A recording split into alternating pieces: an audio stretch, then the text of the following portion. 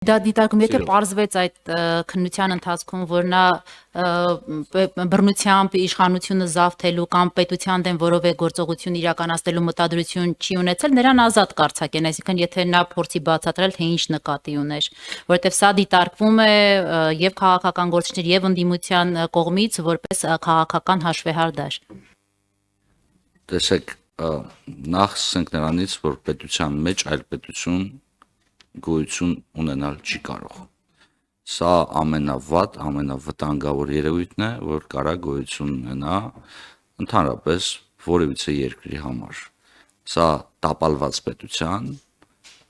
ձևավորման լավագույն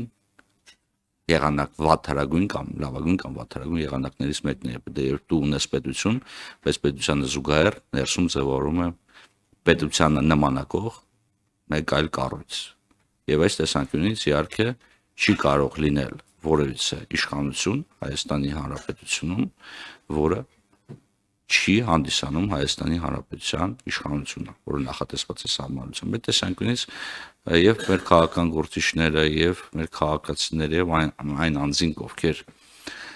որովիցե եղանակով մասնակցում են քաղաքական կամ այլ գործընթացներին, պետք է հաշվի առնեն, որ ցանկացած կոչ, ցանկացած ելույթ, ցանկացած հրապարակում, որը գտնում է սահմանադրության եւ օրենսդրության շրջանակներում, ընդունելի է եւ պաշտպանվող է։ Սա է զուգահեռ ցանկացած տեսակի իրական սպառնալիք, որը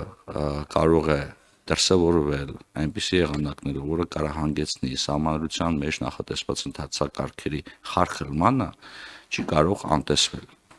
Քրեիրավական գնահատական իհարկե մենք չենք հնչեցնի, որովհետև մենք դատարան չենք։ Հայաստանում արդարադատություն իրականացնում են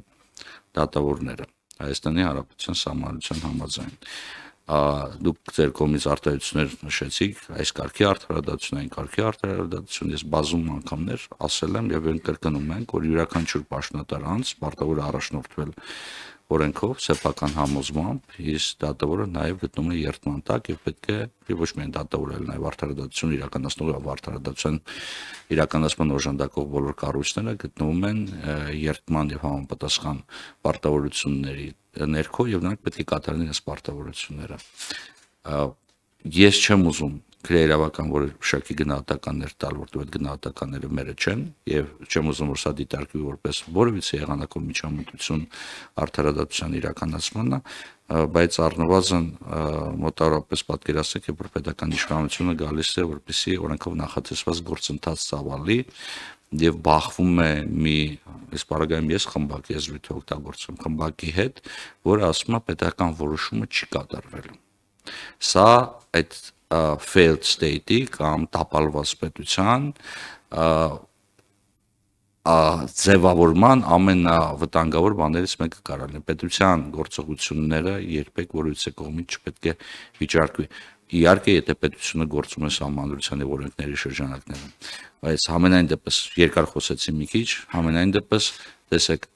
ցանկացած սպառնալիքի իրական լինելու գնահատականը պետք է տա դատական իշխանությունը, բայց անտեսել նաև սպառնալիքի իրական լինելը կամ այդ սպառնալիքի լեզվով խոսալը, որը կարող հանգեցնի սահմանադրության խախտմանը, մենք չենք կարող անտեսել։ Չմոռանաք հավանել տեսանյութը եւ բաժանորդագրվել Civic AM-ի YouTube-յան էջին։